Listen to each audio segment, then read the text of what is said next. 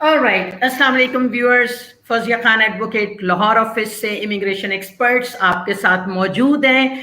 और जैसा कि मैंने आपको बताया था कि कल इसी टाइम पे 4 o'clock मैं आपसे दोबारा डिस्कस करूंगी यूएसए के बारे में। और यूएसए की कंप्लीट डिस्कशन जो हमसे कल रिप्रेजेंटेटिव ना होने की वजह से यूएस का हमसे रह गई थी, उसको हम आज लेके चलेंगे और हम ये डिस्कस करेंगे बेसिकली यूएस में, क्योंकि हम डिस्कस करते आए हैं आइडियल कंट्रीज उस वक्त मतलब होते थे कनाडा, ऑस्ट्रेलिया, यूके, लेकिन अब यूएसए ने भी बहुत सारी ऑप्शंस ओपन कर दिए हैं स्टूडेंट्स के लिए। यूएसए ने अपने बहुत सारे वीज़ाज ओपन कर दिए हैं और यूएसए स्टूडेंट्स को वेलकम करना शुरू हो गया है। मेरे साथ आज हैं एंड्रयू यंग, जो यूएस सिटीजन हैं और born and lived in US है। इस बिन बड़े लंबे अरसे से वो अटैच हैं स्टडीज के साथ, काउंसलिंग के साथ, करियर काउंसलिंग के साथ, ग्रेजुएट एडवाइजरी होते हुए वो चीज़ों को मतलब आपको बताते हैं कि क्या आपको करना चाहिए। उनको हमने अपने साथ लिया है और एंड्रयू हमें आप इन चीज़ों की डिटेल बताएंगे। मैं सिर्फ आपको सबसे पहले ये कहना चाहती हूँ कि एक मेरा आपके टुवर्ड्स मोटिवेशन होती है जिसमें मैं आपको बताती हूँ कि हमें कहाँ पे अपने आप को असेस करना है और कहाँ पे लेके चलना है, ताकि हम अपने ब्राइट फ्यूचर को और अपनी पॉसिबिलिटीज को एक्सप्लोर कर सकें और देख सकें कि ज़िंदगी में कहाँ कहाँ क्या क्या अपॉर्चुनिटीज़ मिलती हैं। वो कहते हैं कि इल्म हासिल करो चाहे तुम्हें चीन जाना पड़े, बचपन से सुनते आए थे। अब आपको मैं ये कहती हूँ कि इल्म हासिल करो चाहे आपको US, Canada, Australia, New Zealand, UK कहीं पर भी जाना पड़े।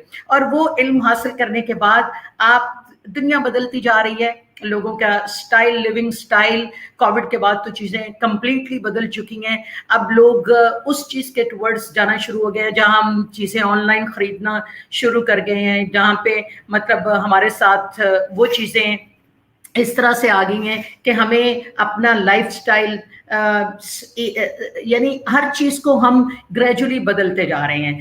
तो मैं वेलकम करूंगी अपने साथ, उस चीज़ को मैं इंट्रोड्यूस करूंगी। अगर एंड्रयू यांग की कोई चीज़ें आपको समझ नहीं आई तो मैं उनको उर्दू में ट्रांसलेट करके बताती जाऊंगी, बिकॉज हमारे फॉलोअर्स और व्यूअर्स हर तरह के लोग मौजूद हैं इसमें। आई वेलकम एंड्रयू यंग कि वो मेरे साथ आपको चीज़ों को ज्वाइन करें और हमें उन चीज़ों की डिटेल्स बताएं, जिसमें Andrew right now is in Dubai और अपना काम कर रहे हैं। और मैं ये चाहूँगी कि एंड्रयू से हम वो डिस्कस करें कि किस तरह से हमें चीज़ों का पता चले यूएस के टुवर्ड्स पाथवे का, जिसमें हम ये देखें कि हमने एडमिशन कैसे लेना है, हम अपने मतलब उसमें हमारे पास बैंक स्टेटमेंट क्या होनी चाहिए, हमारा क्राइटेरिया हम किस तरह से मीट कर सकते हैं, इंग्लिश रिक्वायरमेंट क्या है, पाथवे क्या है अंडर ग्रेड के लिए, पोस्ट ग्रेड के लिए। So I welcome you on board, Andrew. How are you? Well, thank you so much for having me. And I would say I understood about 90% of what was discussed. It's such an absolute pleasure to have you all join us here today. As you mentioned, this will be an amazing platform for you all to get a better insight into just, well, what is university life culture in the United States, all the benefits and the perks of pursuing your degree, and really what happens next. So it's such an absolute pleasure to be able to really take this time to kind of have that in-depth discussion. So such an absolute pleasure. Thank you very much. Thank you very much, Andrew. Andrew, whatever we will discuss, I'll ask you the questions later on. I'll be translating that to my viewers as well, so that they could understand it very easily, because might be the accent or the fluency, they might not understand. Some of the people, it's not like everywhere around Pakistan. In Pakistan, people can understand English as well, which is like overall learned and understood. So Andrew, first of all, I would like to ask you that the from the beginning, when an international student is applying for the college or the university, I would like to know what criteria of the marks, percentage, or CGPA is he should follow to move to US. Yeah, First, we great will question. discuss about undergrad. Sure. Sorry, first let's go with undergrad. Perfect. I was going to say because very different criterias. So most of you are familiar with certain exams like the SAT. The SAT is a standardized exam, or the ACT, that is generally utilized across universities in the US towards really having an assessment on how a student would likely perform when they're entering university. I say that not all universities are expecting SAT, and there are also universities that have waivers. Some like Cleveland State University, Delphi University, University of Dayton, University of Kansas. There are a lot of other universities that have actually since made that exemption. However, it has that asterisk where some universities might expect, some universities are waiving off the SAT. So that's one. But the general kind of common criteria for admission, you're looking at roughly from a high school GPA. Across universities, from a direct offer, you're looking between GPAs on average about a 3.0 US equivalency. And I'll talk a little bit about what that means from a local entry requirement. But you also have some universities that also will accept a 2.5 US GPA equivalent. So when you're talking Yeah. about some of the standards, that will be one main component. Yeah, Andrew, is it like when we are talking about this, are we talking about 10 years, 12 years education, or we are talking about, OA levels? Because over here in Pakistan, students either they do intermediate metric and intermediate. Metric is equivalent to of 10 years, which is, I can't say is equivalent to O levels, a year lesser than that. And then intermediate, which is 12 years, are talking about like a student can get the admission over there in US. That means the student should have the education of OA levels must, or they can enter to US after intermediate as well. Yeah, great question. So to make it, I would say quite simple. One of the things that I always like to do is make things as simple as possible. I'm always about simplicity. So some students are graduating and let's say pursuing the degrees in their secondary certificate with a combination of their higher secondary school certificate. On average, universities, you're looking at between like 50% or above. Some other students are looking to take IGCSE or take GCSE or even take O-level exams. Roughly, I would say equivalent to about 5 Bs or above. Or some students are also looking at a combination of ASA levels, looking for UCAS points, roughly between 36 or above.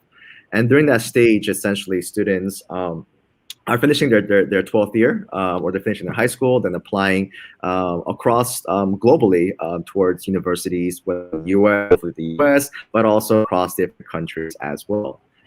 In terms of some of the general average we're looking at, those I would say across universities are generally the minimum benchmark requirements.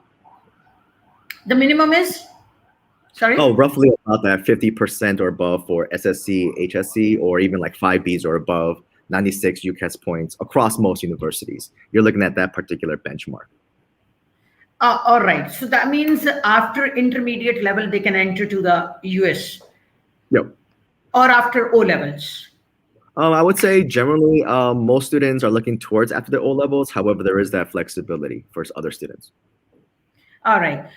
तो viewers basically Andrew का ये कहना है कि आप अपने matric sorry intermediate के बाद भी आप यूएस में अप्लाई कर सकते हैं, और अगर आपके पास ओ लेवल्स है तो उसके बाद भी डायरेक्टली अप्लाई हो सकता है। ओ लेवल्स चूंकि एजुकेशन है बाहर की, मतलब आपकी कैम्ब्रिज की एजुकेशन है और एक्सेप्टेबल एंड एवरीवेयर, तो इसलिए ओ लेवल्स के बारे में तो आपको कोई डाउट ही नहीं है। लेकिन मैं उन लोगों की बात कर रही हूँ जिन्होंने अपना मैट्रिक और इंटरमीडिएट किया है, तो उनकी भी परसेंटेज या सीजीपीए अगर 3% है, 2.5% है इन सम यूनिवर्सिटीज और कॉलेजेस, तो वो भी उसमें एंटर हो सकते हैं। उस चीज में भी कोई इस तरह का वो क्राइटेरिया नहीं है। लेकिन इन्होंने बताया कि एसएटी सैट का एग्जाम देना आपको लाजमी होता है, वो टेस्ट, वो भी हर यूनिवर्सिटी या कॉलेज के लिए जरूरी नहीं है। इन कुछ यूनिवर्सिटीज या कॉलेजेस में उसके बगैर भी दाखिला लिया जा सकता है। So the next is like for example when they are Andrew, we are going or getting admission in undergrad program. So usually the undergrad program falls for 4 years or 3 years. Yeah, great question. So one of the great just beauty of the United States education system, each major has a certain level of credits. Credits equivalent to generally how many number of classes you have to take. Like for example, some majors might, at some universities might be 120 credits, others might be 128 if you do like engineering, for example. But essentially in the US, if you're able to complete those particular courses, all of your major requirements along with your general core requirements, then you're able to graduate, might be 3 years, 3.5, 4 years. I've had students who graduate in 3 years. On average is 4 years because students generally will do fall, spring, fall, spring, fall, spring, fall, spring, and then graduate in 4 years. But let's say you're an overachiever. Maybe instead of taking summers off, you take more classes as opposed to your other classmates. Then of course you're able to graduate sooner than the average of 4 years. Oh, great. So, viewers, ये मतलब this is very interesting और एक अच्छी बात ये है कि US जो है वो आपके क्रेडिट आवर्स को कंसिडर करता है और वो ईयर जो है उनको काउंट नहीं करता. अगर आप समर में अपनी क्लासेस ले लें तो आप 4 साल का कोर्स 3 साल में कवर कर सकते हैं और आप अपनी एजुकेशन को उसी हिसाब से लेके चल सकते हैं. Andrew, does it affect on the finances as well? Then, for example, if I graduate within 3 years, do I have to pay for the 4th year as well, or it is like, you know, the same way compensated as the credit hours taken within 3 years, so I'll be paying for the 3 years, or it falls under all the, you know, basically the semester or the credits? Like, am I paying for the years or for the credits? Great question. So generally, every university is a little bit different, but there's one common component. Let's say you graduate in 3 years or 3.5 years, you're going to save money on housing costs, right? That's just for any university, housing, dining, etc. In terms of tuition costs, some universities charge per credit. Other universities, some will charge a certain amount of credits. Let's say, for example, 18 credits per semester. And if you take more classes in that semester, you can take more classes but pay the same amount. So every university is a little bit different. Some will charge for every single credit. Others will have a benchmark that if you cross it, it's okay. You can take more classes. However, they will not charge past that amount. Great. And Andrew, what about the postgrad? Now, after the undergrad, what about the postgrad? Because the top most important one question which I left for the undergrad is the gap accepted? For example, the students due to COVID who have passed their exams, you know, in 2019 and US, if they are applying now for the intake, you know, of the US, because after that the classes were online and usually people, they were not allowed to travel and they were not allowed, there was no visa for them. So basically the schools, universities were closed. So will that be considered, or the person, for example, after the O levels or the intermediate, if they have completed it in 2019, then these 2 years will be exempted for them? Yeah, great question. So obviously, I mean, across universities in the United States, especially with COVID-19, there are lots of exemptions being made. You saw a lot of universities waiving off the SAT, for example, in certain time intakes. Very similar to that particular gap. We understand across universities that some students were unable to travel and make that journey across because they want to study in person, which generally most universities are looking to open up and have predominantly courses in the US in person. So we understand that some individuals were not able to make that journey. Students, of course, should not be penalized for things that are outside of their control. So across most universities, students are able to apply without having any negative components attached to their application. Some universities might, in the past, would have asked for a gap letter. So let's say pre-COVID-19, if you had a year or 2 years off from high school and you were looking to apply for your undergraduate, and you would have to submit that letter. However, for students who graduated during that time frame of COVID, they're able to apply without submitting any particular documents. All right. Now, you know, coming to, I would like to tell my viewers, हम लोग step wise चल रहे हैं. पहले हम आपको ये बताना चाहते हैं कि आप कि किस तरह से अपना एडमिशन वहां पे ले सकते हैं। पहले हम उन लोगों को लेके चल रहे हैं जो अंडर ग्रेड में जाना चाह रहे हैं, इसके बाद हम पोस्ट ग्रेड की बात करेंगे, उसके बाद हम इंग्लिश की बात करेंगे, इंग्लिश की कौन सी आइल्स के अलावा कौन सी एग्जाम्पशन है उसकी बात करेंगे, आपके फाइनेंसिस की बात करेंगे कि बैंक स्टेटमेंट कितनी होनी चाहिए, फिर हम वीजा की बात करेंगे।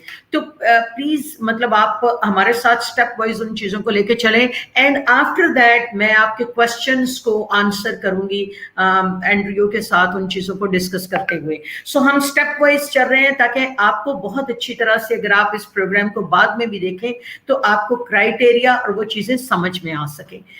All right, Andrew. Now tell me, like, how can we, what is the after 14-year qualification? If we are going for the postgrad, are we applying it after 14 years qualification, or we are applying after 16-year qualification? Again, my question depends upon the Pakistani qualification, which is accepted over there in any international in any other country for the international student. So if the student has done bachelor's of 2 years bachelor, will be, because we call it BA of bachelor's of BSc or BA, which is of 2 years and not the honors. So will that person be eligible to get the admission over there in US? Yeah, great question. So in terms of those particular benchmarks, I would say most universities are quite similar, where they're looking for at least 4 years. They're looking for, if you're doing like a 2-year bachelor's or a 2-year master's combination, or even like a 3-year bachelor's degree and a 1-year master's combination, that would be something that I would say most universities are looking for in terms of the overall profile of a particular student. So on average, within that 4-year span. All right. And, after how much gap is accepted over there after 14 years qualification, or going for, even if it is 16-year qualification, what gap is accepted over there, for the master's program?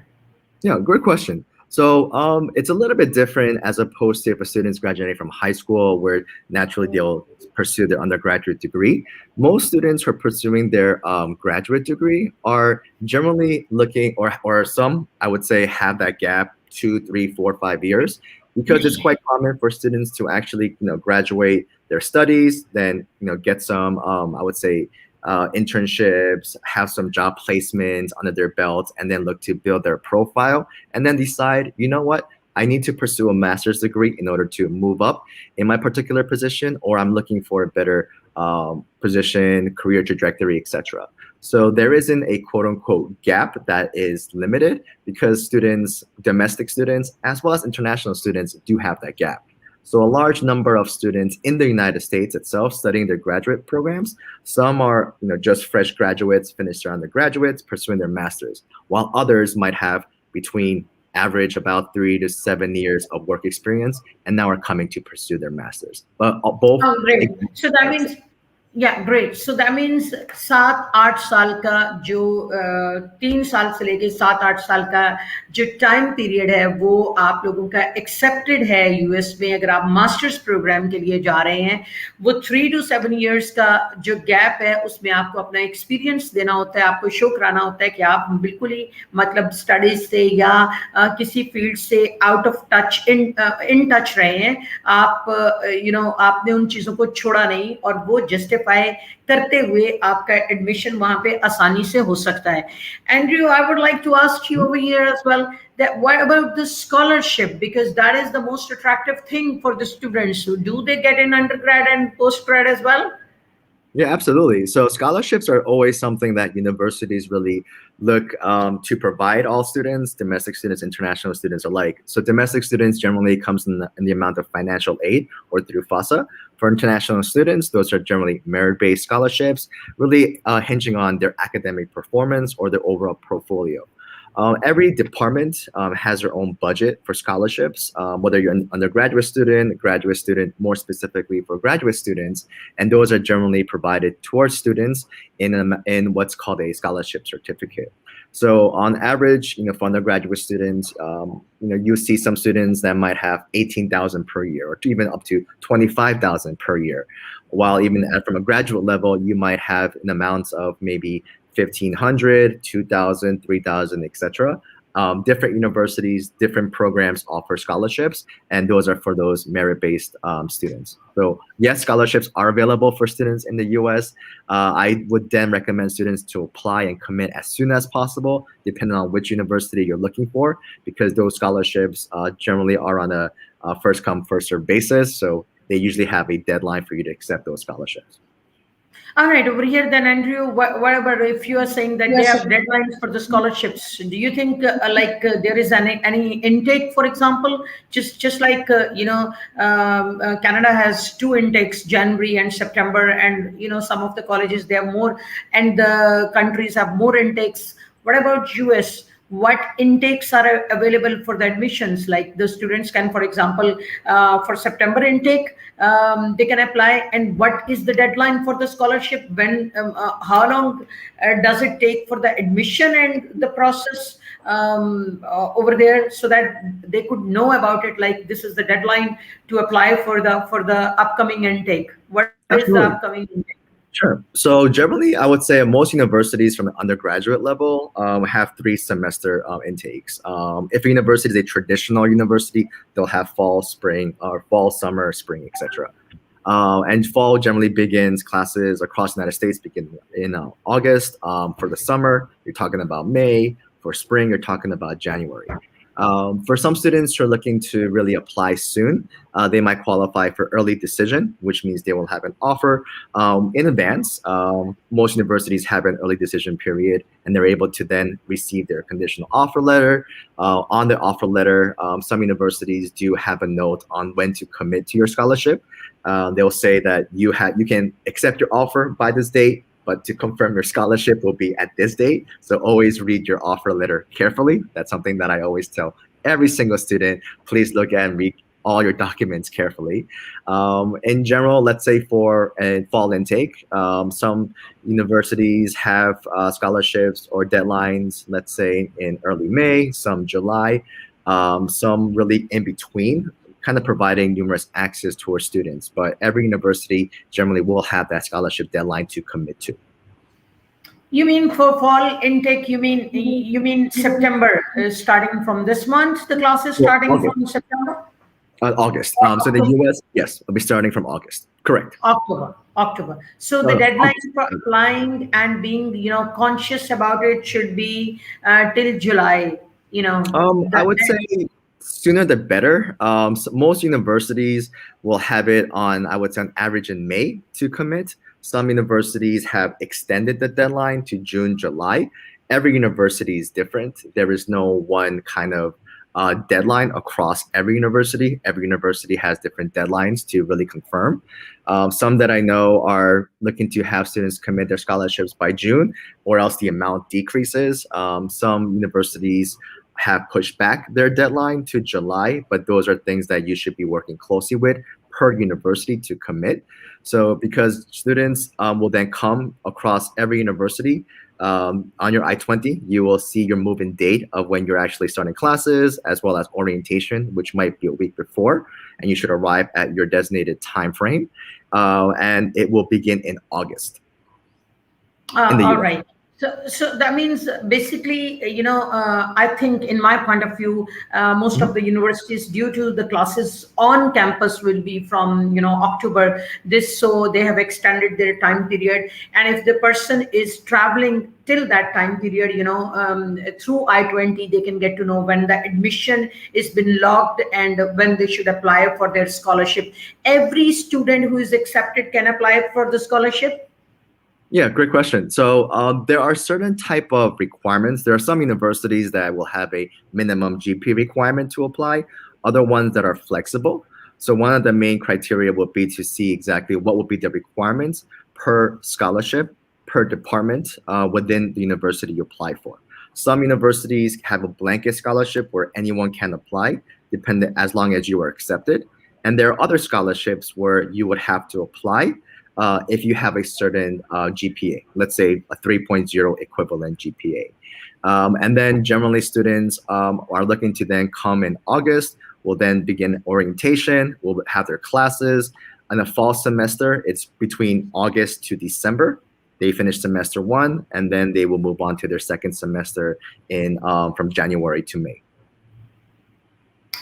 Alright, मैं अपने viewers को थोड़ा सा ये बता दूं कि Andrew जो बता रहे हैं स्कॉलरशिप के लिए कुछ यूनिवर्सिटीज और कॉलेजेस में उसका सर्टेन क्राइटेरिया है, कुछ में सीजीपीए का क्राइटेरिया मौजूद है, लेकिन हर यूनिवर्सिटी, इनका कहना है हर यूनिवर्सिटी का एक अपना क्राइटेरिया होता है जिसमें आपको स्कॉलरशिप अप्लाई करना होता है। और स्कॉलरशिप के लिए जब आपकी ये चीज़ें चल रही हैं और आपका एडमिशन हो गया है तो जनरली तकरीबन सबको स्कॉलरशिप मिल जाता है, क्योंकि अगर आपका एडमिशन हो गया तो इसका मतलब है आप उस क्राइटेरिया को मीट कर रहे हैं जो कि उनकी यूनिवर्सिटी की रिक्वायरमेंट है। तो इसका मतलब है अगर आप रिक्वायरमेंट को मीट कर रहे हैं तो आपको स्कॉलरशिप भी मिल जाता है। और स्कॉलरशिप के लिए एक चीज थोड़ी सी वो करनी होती है कि जितनी जल्दी आप अपने इनटेक के लिए अप्लाई कर सके उतनी ही जल्दी आपको वो स्कॉलरशिप मिलता है, फर्स्ट कम फर्स्ट सर्व की बेसिस के ऊपर।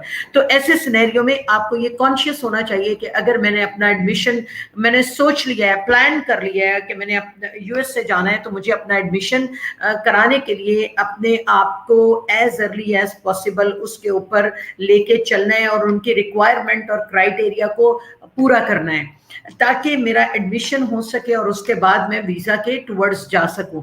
नॉर्मली जब हम ये कहते हैं और हम अपना वेबिनार करते हैं और चीजें लोगों को बताते हैं तो वो यूजुअली ये समझ रहे होते हैं कि अगर एक बंदे को कह दिया गया स्कॉलरशिप मिलेगा तो वो स्कॉलरशिप जो है वो किसी भी तरह से वो मिलेगा। आपको अपने आप को थोड़ा सा अंडरस्टैंड करना होता है कि मेरा मतलब इसमें क्राइटेरिया क्या है एज एन इंडिविजुअल, क्या मैं उस क्राइटेरिया को मीट कर रहा हूं, क्या मेरा सीजीपीए बहुत अच्छा है, क्या मैं पोस्ट ग्रेड में जिस कोर्स में जा रहा हूं वो मैच करे जिसमें उसको जस्टिफाई किया जा सके, क्या मेरी ये चीजें इस लेवल पे मौजूद हैं कि अगर मैं स्कॉलरशिप के लिए अप्लाई कर, अगर एडमिशन हो गया तो स्कॉलरशिप लास्ट में मिल जाएगा। आप उस चीज के ऊपर मतलब आपको स्कॉलरशिप के टुवर्ड्स उस तरह से ज्यादा फिक्रमंद होने की जरूरत नहीं है जितना कि आपको अपना क्राइटेरिया पूरा करने के टुवर्ड्स मतलब सोच के उस चीज के टुवर्ड्स चलना चाहिए। And Andrew is laughing, I think Andrew is understanding. I'm trying to see the interpretation. I'm like, yes.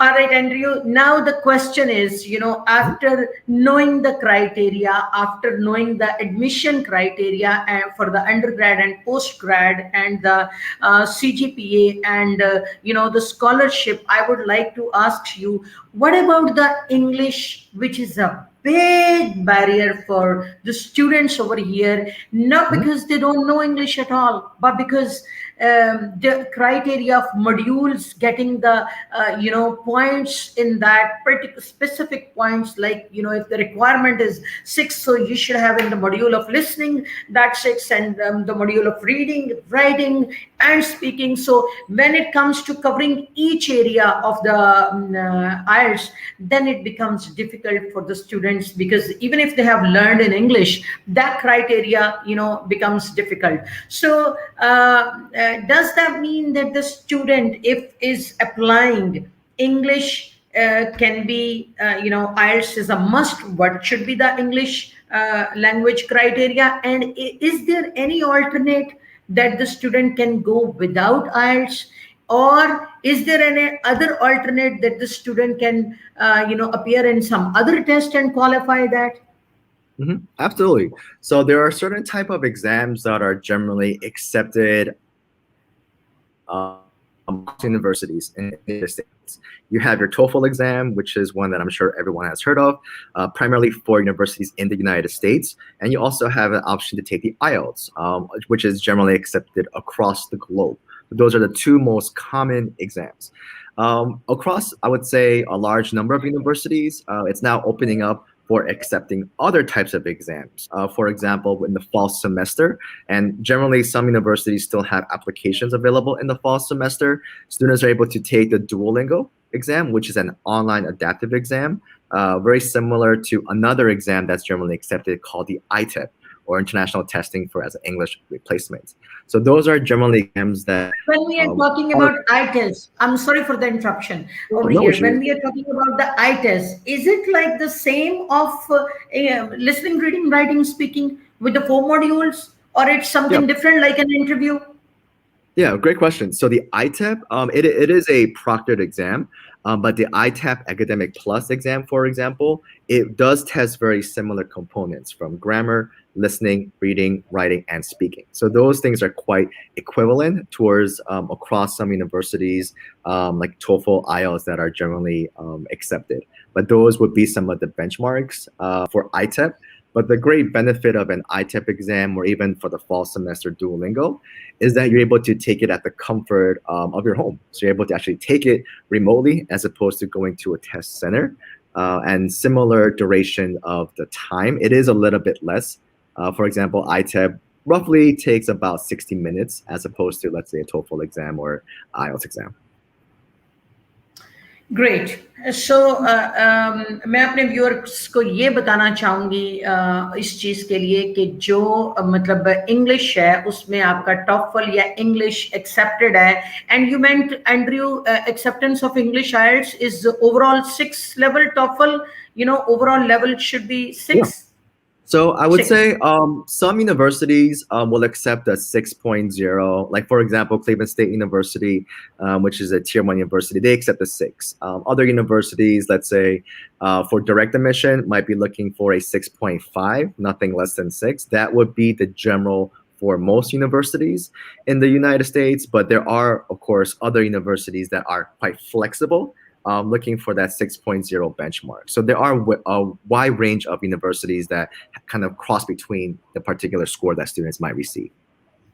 So alright viewers, असल में एंड्रयू का कहना ये है कि आपका अगर इंग्लिश में आइल्स का एग्जाम आपका जो है अगर आप उसमें ओवरऑल 6 ले लेते हैं तो ये बहुत सारी यूनिवर्सिटीज में एक्सेप्टेबल है, लेकिन अगर आप 6.5 लेते हैं, नॉट लेस देन 6 का मतलब है लिसनिंग, रीडिंग, राइटिंग, स्पीकिंग में हर एक में 6 है अगर आपका, और ओवरऑल 6.5 अगर आपका है, वो 6 के साथ तो नहीं आता, किसी एक में आपको आप जाना पड़ेगा। तो अगर वो आपका 6.5 ओवरऑल है, नॉट लेस देन 6, तो आपका general criteria around all the states, सारी यूनिवर्सिटीज में पूरा होता है, और आप कहीं पे भी अगर अपना एडमिशन लेके वो करना चाहें तो आपको किसी में प्रॉब्लम नहीं होगा। और आइल्स को और एकेडमिक आइल्स को, टॉफल को ये एक्सेप्ट करते हैं। इसके अलावा आईटेप एग्जाम है जिसमें लिसनिंग, रीडिंग, राइटिंग, स्पीकिंग होती है, और उस एग्जाम को आप दे के उसमें 1 घंटे का वो चूंकि एग्जाम होता है, सो लेस डिफिकल्ट देन आइल्स और टॉफल, तो वो आप उसको पूरा करके उस क्राइटेरिया को मीट कर सकते हैं और अपनी इंग्लिश के बैरियर को खत्म कर सकते हैं वो चीजों के लिए। और अभी now when we come Andrew towards for example, if we consider the fee structure of the universities and the what finances I should have, you know, as a bank statement, to that, what would you say about that, you know? Absolutely. So there are certain type of documents that you will also have to submit in order for you to obtain your I-20, which is your document that generally means that you have been accepted to a particular university and the university has requested your presence and have approved you to attend that particular location. That's also what you need when you're looking to apply for your F1 student visa. In terms of the bank, it would really range whether you're looking to pursue an undergraduate degree, a graduate degree, because the costs are very different, the estimated cost. So when you're looking at an I-20 in general, which is generally issued by your PDSO or your DSO, your designated school official from your particular university, you'll see a broken down by tuition and fees,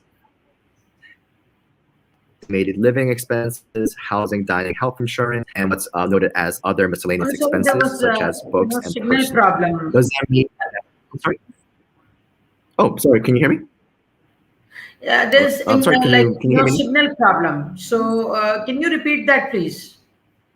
Yeah, absolutely. So in terms of the type of bank statement that students need to have, if you are an undergraduate student, it would be different than a graduate student.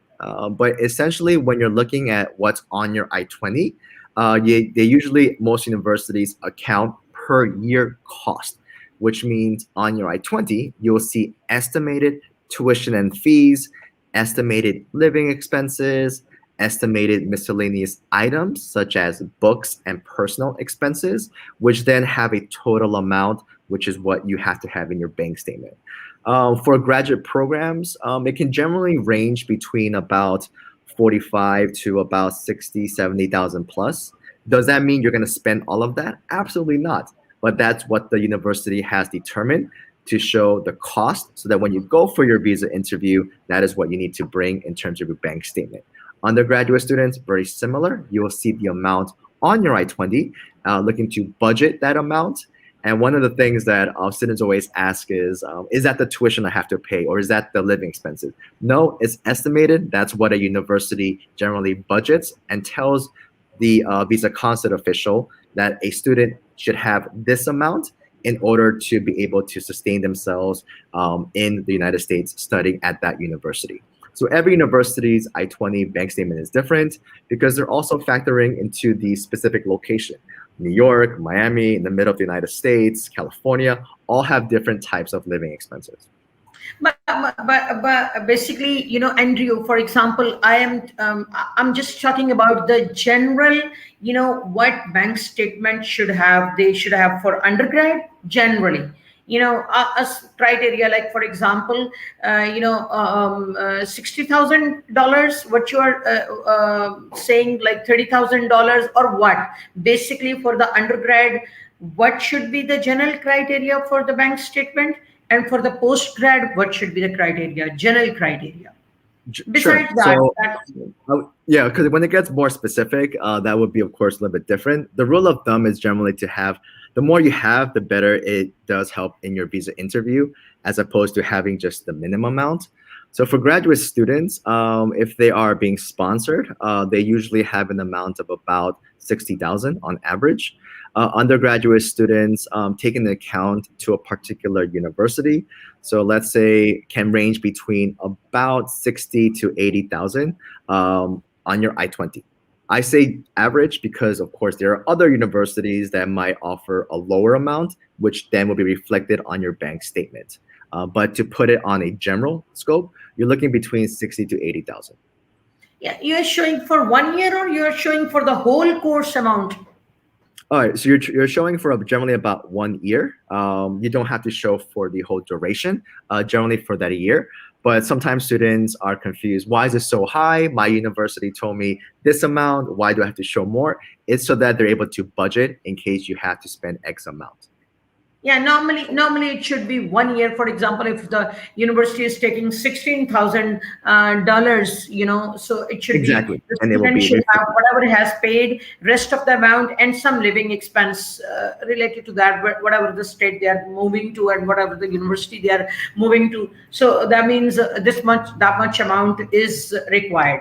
So viewers, basically Andrew का कहना ये है कि जो आपकी bank statement है, अगर आपकी यूनिवर्सिटी आपको $16,000 पर एक साल की आपकी फी है, तो आपको उसमें जो फी आपने पे कर दी है, उसके बाद रिमेनिंग फी आपका और जो आपका लिविंग एक्सपेंस है उस यूनिवर्सिटी या उस स्टेट के हिसाब से वो आपको करना होता है. तो बेसिकली अगर आपके पास 4.5 4 45 50 55 60 लाख की स्टेटमेंट है, डिपेंडिंग अपॉन द आपकी यूनिवर्सिटी उसके क्राइटेरिया के ऊपर, तो वो आपके लिए एनफ होती है. 55-60 लाख की या 70 लाख की, फॉर एग्जांपल अगर मैं न्यूयॉर्क और अदर सिटीज को स्टेट्स को कंसिडर करूं तो उसके हिसाब से. तो इस हिसाब से जो हमारी बैंक स्टेटमेंट है वो मतलब इस लिहाज से अगर स्टूडेंट पूरा करता है तो बाकी हमें पता है कि हम जाके आपके पास 20 घंटे होते हैं काम करने के और उन 20 आवर्स के अंदर आप अपना कुछ ना कुछ अपना खुद भी कमा सकते हैं और अपनी एक्सपेंसेस को पूरा भी कर सकते हैं.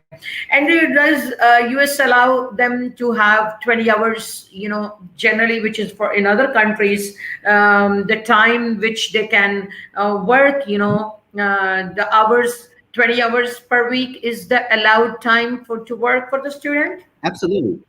So for across every university in the United States, international students are able to work up to 20 hours in a fall and spring semester, because that's generally when you're taking a full coursework. In the summer, let's say that you are not taking a full coursework and it's not required by your department, then you're able to get approval to work more than the 20 hours per week requirement in the summer. Once again, if you are not taking a full coursework.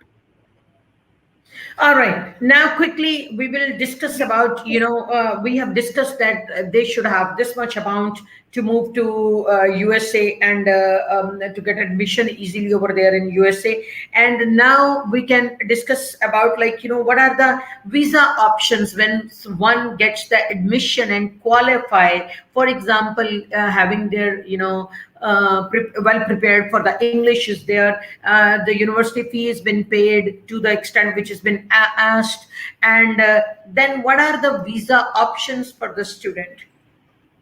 Sure. So in terms of, I would say, what type of visa you'll be applying for, generally is an F1 student visa. If you have dependents, you'll also mention them on your F1 document for your application.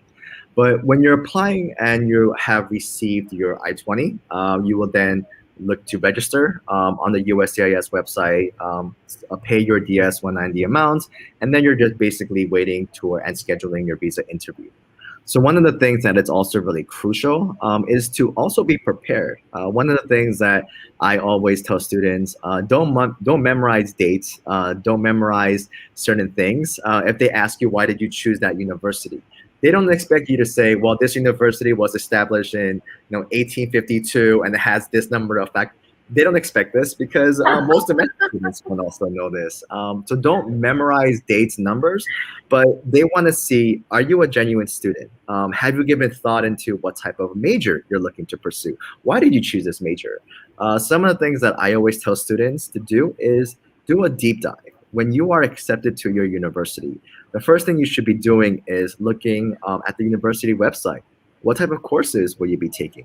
What type of faculty members you'll be studying with? Where's the location? What are the benefits of studying at that university? Because some of the common questions that will get asked is, well, why are you looking to study in the United States? What is your type of major? Who or what will you do after you graduate? What is your purpose? How is your study program related to your past work or studies, etc.? Because they want to see a few things. One, are you a genuine student? Do they believe that you're going to pursue your undergraduate or your master's and then are looking to return home? Those are two kind of key components that really ties in. So the more genuine you are, the more upfront you are about your particular studies, as well as tying in that after you graduate, you're looking for to return back home to your particular industry. Maybe it's a family business, maybe it's working in health services, IT sectors, etc. Film and media in Pakistan, whichever it may be. But they want to see that kind of natural transgression from your graduation into what you do next. So those are kind of benchmarks that I always tell students. One, research the university, research as in things that really any student will look into. Same as domestic students, international students look at the same thing. What is their ROI? What type of courses? Who are they learning from? The benefits, some of the student organizations they want to join. Those are things that every student generally researches. And then those are things that you should be able to really come across as why you chose that particular university. So the more preparation you have, the more fluid, the more really just conversational it becomes, as opposed to memorizing facts and just starting to regurgitate. Very true, Andrew. The problem with us is this, whenever we act like, even if we are applying, we don't know we are spending this much amount and what we are, heading towards. What we do is simply, all right, the stuff has been done through, for example, some consultant. All right, I'm going to this university, took the papers and asked for a few questions, initial, and then got and sat over there in front of the case officer, and case officer gets to know directly from your face, all right, you don't know about why you took a decision of moving towards US and for the studies. So this is very common, and I wonder this is common in other countries, as you have studied from US as well. So the students are behaving in the same way, while in Pakistan students are behaving. So I would like to tell my viewers, जब भी आपने जाना है अपने interview के लिए, या आपने अपने एडमिशन के लिए, या आपने अपना कोई कोर्स ज्वाइन किया है, तो उसमें सबसे बड़ी रिक्वेस्ट ये होती है कि आप जिस चीज़ के ऊपर स्पेंड कर रहे हैं, फॉर एग्जांपल आपको गाइडलाइन भी मिली है, आपको किसी ने बता भी दिया उन चीज़ों का, तो जिस चीज़ के ऊपर आप सबसे ज़्यादा अपने पैसे स्पेंड कर रहे हैं, प्लीज़ वर्क ऑन दैट. ठीक है, उसमें अपना उसको समझें. हर कोर्स के प्री रिक्विजिट्स होते हैं, हर चीज के मतलब आपको ये देखना होता है कि मैं अगर ये चीज करने के टुवर्ड्स जा रहा हूं तो इस चीज को क्यों कर रहा हूं, मैंने क्यों चूज किया है ये करना, मुझे अपना कोर्स किस किस तरह से पढ़ना है, मुझे पढ़ाएंगे कौन लोग, ये एक नॉर्मली पढ़ने वाला स्टूडेंट उस चीज को देखेगा, मुझे कौन लोग पढ़ाने के लिए आ रहे हैं। हम ये सोच लेते होते हैं कि अच्छा जी हम जा रहे हैं अगर अमेरिका में तो हमने तो कमाना है, वहां पे कमाने के लिए भी आपको जस्टिफाई करना होता है। We are not going only to earn over there, we are going to study over there. आप कह क्या रहे हैं कि मैं स्टूडेंट बन के जा रहा हूं तो मुझे स्टूडेंट बनना है, तो मुझे स्टूडेंट बनना साबित करना है। तो इसलिए ये इसको आप in other words statement of purpose कह लें, इन अदर वर्ड्स आप इसको अपना इंटेंशन लेटर ऑफ इंटेंट कह लें। ये चीज जो आपका पर्पस है वो डिफाइन करना, उस कोर्स के लिए, उस यूनिवर्सिटी के लिए, उन चीजों के लिए अपना जाना डिफाइन करना कि मैंने क्यों ये सोचा कि मुझे बाहर जाना चाहिए और बाहर जाके पढ़ना चाहिए यूएस में, मैंने क्यों ये सोचा, तो बेसिकली उसको जस्टिफाई करना होता है। We would quickly take some questions we have over here. Basically, from this Nadia Farooq, she's asking, how can one take admission after A levels in the University of USA? Yeah, great Nadia, question. Yeah, we explained, and further, even Andrew will explain it to you. Yes, please, Andrew. So one of the key factors on this is for any single student, regardless of what kind of place they are in their application process, is step one, your documents, your transcripts. If you're in high school, you have your AS levels, O levels, etc., depending how it may be. As we mentioned, you are able to apply. Take a look into seeing some of the different benchmarks that a particular university has, as those would generally be under if there is an SAT waiver or if there is a requirement for SAT. Some universities have a requirement, other universities are waiving off the SAT for the coming intakes. Then it goes into the language proficiency, whether you're looking to submit an IELTS, TOEFL, ITEP that most universities accept, Duolingo. So you see a lot of universities accepting that for the fall intake as well. And then you'll pretty much submit all of those particular documentations. In terms of the AS A levels, equivalent generally US point as well. On average, I would say most universities are looking to have about 96 UCAS points in A levels. Some universities are looking to have a combination with O levels, but it will be dependent on the university you're looking to apply. But I will recommend working closely with your counselors, and they'll be happy to assist you with that.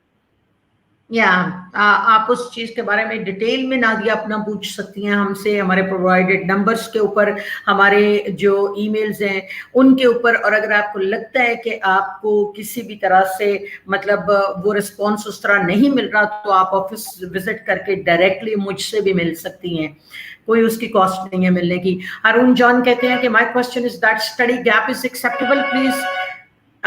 Study gap, Harun, you have asked in what, like in if it is undergrad, that is like 2 to 3 years, and if it is postgrad, that is from 3 to 7 years, right? Am I right, Andrew, about that? So from a master's level, the range really it's open. You can apply with no kind of conditions of a gap. Because if you're applying for your master's, most universities expect students to have a certain type of kind of work experience, which generally be that gap. So you don't have to have any concern about applying for your master's if you have a gap. It's quite normal in the United States. If you're graduating high school and you have a few years of a gap, especially if it was during the COVID-19 past semesters, let's say 2019, 2020, etc., a lot of universities are waiving off that particular gap. Let's say it's before then, maybe it's 2017, 2018. Some universities might want you to submit a gap letter just to see what you were doing, to kind of see what you were working on, or maybe you were taking some certificate courses, or maybe you were doing some work for your family, just to see what you were doing after you graduated high school. But don't let that kind of bog you down or put a hindrance to your application. Most universities are quite flexible in that regards. Haroon John, आपको ये समझ आ गई है कि उसमें study gap में कभी भी अंडर ग्रेड के ऊपर ज्यादा गैप जब तक वो आपका जस्टिफाइबल ना हो, एक्सेप्टेड नहीं होता, जबकि पोस्ट ग्रेड में आप अपने एक्सपीरियंस के साथ उसको करवा सकते हैं. Rashid Minas is asking, is there any option without IELTS? And I have done masters in international relations in 2001 and working from 18 years with NGO with expertise in micro enterprise development. Andrew, does he have, because it's been 18 years without IELTS, he's asking, and he's asking, he's been working in micro enterprises development. Sure. Is there So, might be any course related to that? yeah, great question. So essentially within, let's say, international relations, I know that was the degree that you had graduated with. Across, I would say, most universities, the general benchmark is a language proficiency, whether it's IELTS, whether it's taking an ITEP, which is the online adaptive exam, just for the department, whichever university you apply for, so that they're able to generally accept you and know that you will be academically successful because your English comprehension is at a certain level. There are, of course, what you can do if you're not looking to take an English exam, or if you're unable to, you can always connect with the department to see if they will waive off your English condition based on your overall resume. But it's always a safer bet to be able to provide proof of English proficiency. That is something that generally most universities are looking for. और राशिद, आपको समझ आ गई है Andrew की इस बात की, basically English आपके लिए ज्यादा इंपॉर्टेंट इसलिए भी हो जाती है because it's a 18 year gap in between that. So आपको साबित करना होता है कि मैंने अपनी, अगर मैं आप किसी एनजीओ के साथ भी काम करता रहा हूँ, your work is really good and attractive micro enterprises development, और उसके बारे में किसी भी हम प्रोग्राम में देख के आपको उस बारे में वो मशवरा दे सकते हैं कि कौन से प्रोग्राम में या किस यूनिवर्सिटी में आप जा सकते हैं, लेकिन आपको इंग्लिश का भी थोड़ा बहुत उस चीज के लेवल पे अपने आप को लेके आना होगा. Ghulam Nabi Shambani ask, can I apply this scholarship?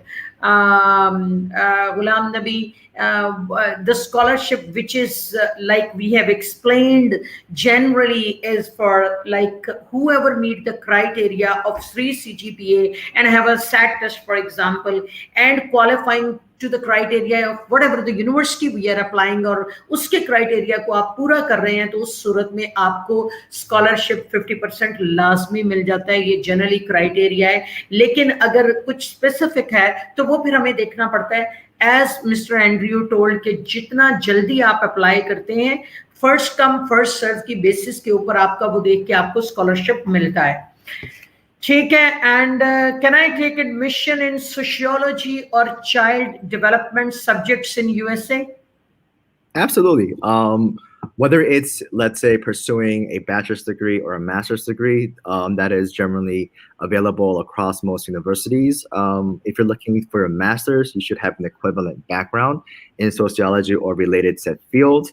When you're applying for your master's program, generally universities are looking for what's called an approved qualifying undergraduate degree to make sure that you're able to, one, be successful, but you have that natural progression from your bachelor's to your master's. If it's about your bachelor's degree, then of course you can apply. Yeah, and moreover, Asad, अगर आपने कोई उसके साथ trainings ली हुई है sociology में, for example या social child development में, अगर आपने बैचलर में 2-3 सब्जेक्ट्स भी पढ़े हुए हैं और ली हुई हैं, तो आप कोई ना कोई अपना वो 5-6 माह का जो इसके अंदर सर्टिफिकेट है वो दे के भी आप उस अपनी ट्रेनिंग्स दे के भी आप उस चीज में दे सकते हैं, क्योंकि सोशियोलॉजी या चाइल्ड डेवलपमेंट जो है वो बहुत मतलब अट्रैक्टिव सब्जेक्ट है समझने में और देखने में. इसलिए आप उन चीजों के बारे में अगर डिटेल में हमसे इंडिविजुअली चेक करना है, तो आप हमारे प्रोवाइडेड नंबर्स पे 03065857 03085857 के ऊपर आप कॉल करके वो चीजें पूछ सकते हैं. इंडिविजुअल बेसिस के ऊपर अपने ऑल द जो आपका मैट्रिक, इंटरमीडिएट और बैचलर्स का पाथवे है उसको डिस्कस करके शो करवा के वो चीजों को आपको पता चल सकता है कि आप इस सब्जेक्ट में यूएस में जा सकते हैं, लेकिन ये सब्जेक्ट बहुत वैल्यू रखता है और उस चीज में ज्यादातर जा सकते हैं. Admission in masters in economics, how can? Ghulam Nabi, basically we have been discussing, हमने बताया कि एडमिशन आपका किस तरह से हो सकता है, कहाँ कहाँ पे मिस एडमिशन को क्राइटेरिया क्या है, उसकी प्री रिक्विजिट्स क्या है, उसमें गैप कितना होना चाहिए, उसमें उस कोर्स के लिए आप पोस्ट ग्रेड में जा रहे हैं तो आपको वो क्या करना चाहिए, तो वो आप जो मतलब चीज है उसको हमने एक्सप्लेन कर दिया हुआ। अब अगर आप स्पेसिफिकली इकोनॉमिक्स को डिस्कस करना चाह रहे हैं तो send us your transcript, your detailed जो आपका मार्क्स शीट होती है, detailed marks sheet of your bachelors and detailed marks sheet of your intermediate, वो आप हमें भेजें और student visa at immigration experts .pk पे, और उसमें हम आपको बता देंगे वो चीजों के लिए कि आपका एडमिशन इसमें पॉसिबल है या नहीं। Wasim Gondal says I have done BS honors in software engineering in 2013. I have been working as a software engineer and computer science instructor since then. I have my experience certificates with me. What are my chances to get admissions in master's program? Andrew.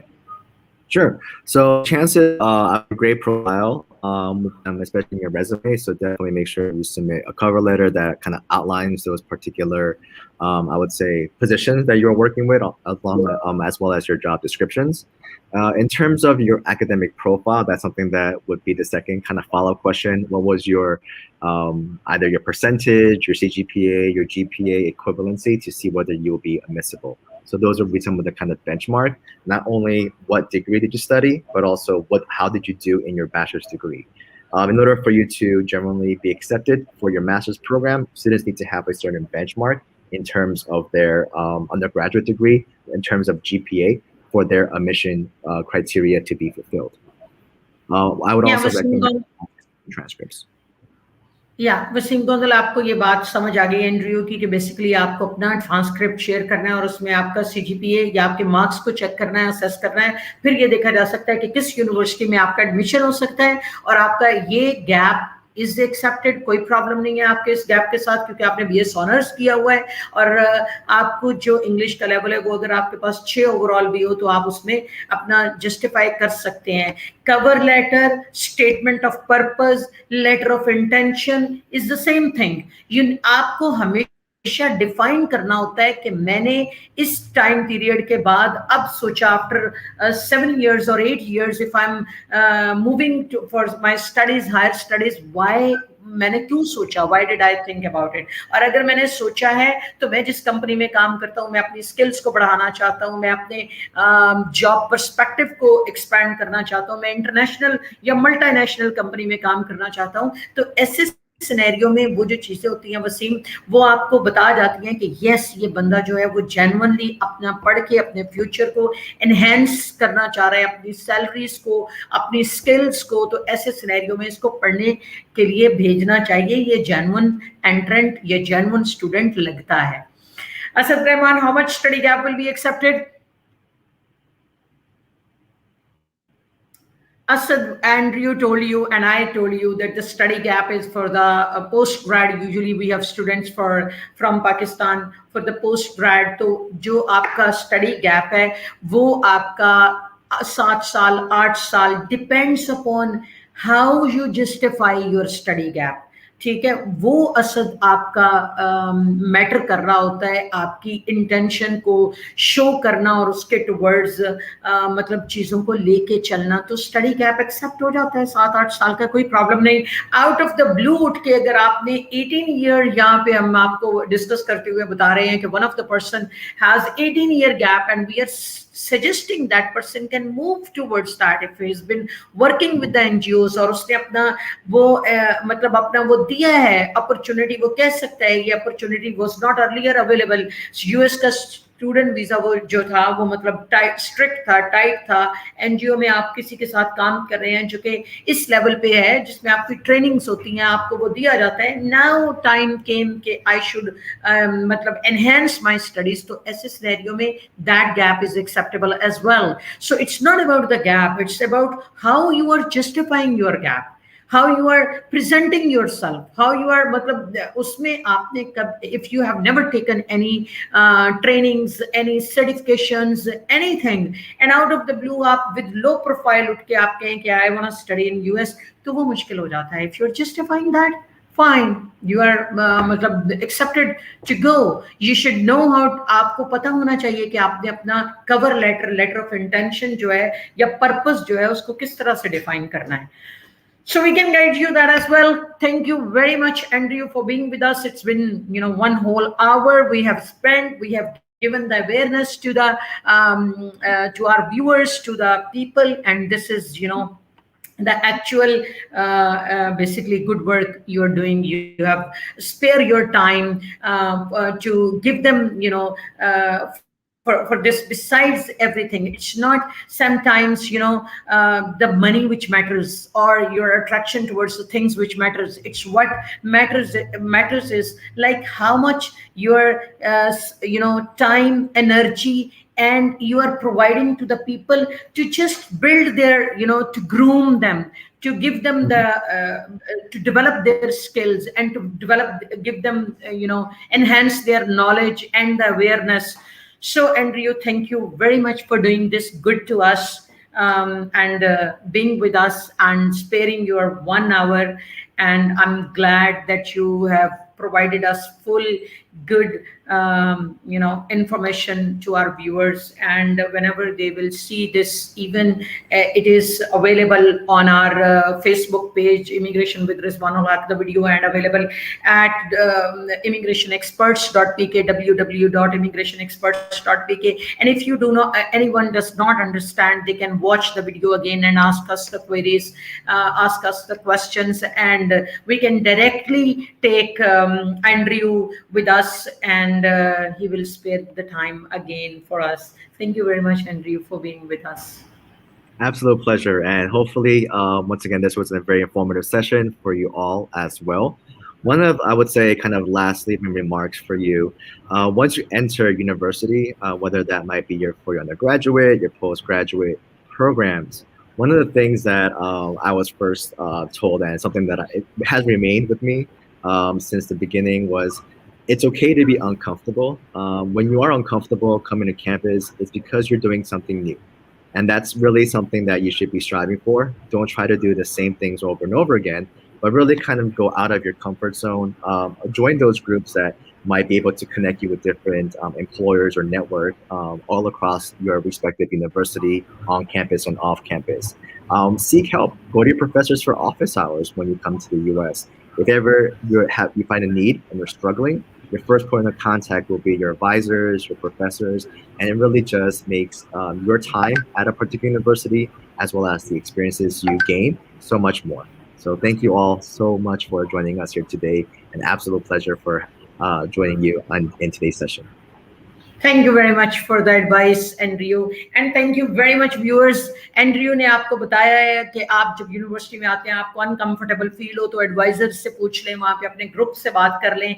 और बहुत शुक्रिया आप लोगों का भी अपना time हमें देने के लिए। Stay tuned. इंशाल्लाह ताला soon we will come with the Canadian immigration की ऑप्शन को लेके डे आफ्टर टुमारो हम उसके बारे में डिस्कस करेंगे, ताकि हम कंट्री वाइड आपको चीज़ों को बताते चलें और पाथवेज को दिखाते चलें। और आप हमें ईमेल कर सकते हैं, हमारे प्रोवाइडेड नंबर्स के ऊपर कांटेक्ट कर सकते हैं। अगर किसी को ये लगे कि वो प्रोवाइडेड नंबर पे उसको अच्छा रिस्पॉन्स इन अ वे ये नहीं मिला, कि वो सेटिस्फाई नहीं हो सका, तो वो ऑफिस आके डायरेक्टली मुझसे बात कर सकते हैं, मैं उनको चीज़ें समझा सकती हूँ। This is how we can improve our communication skills. Thank you very much for being with us, and I will end the broadcast. Thank you very much, Andrew. Thank you so much.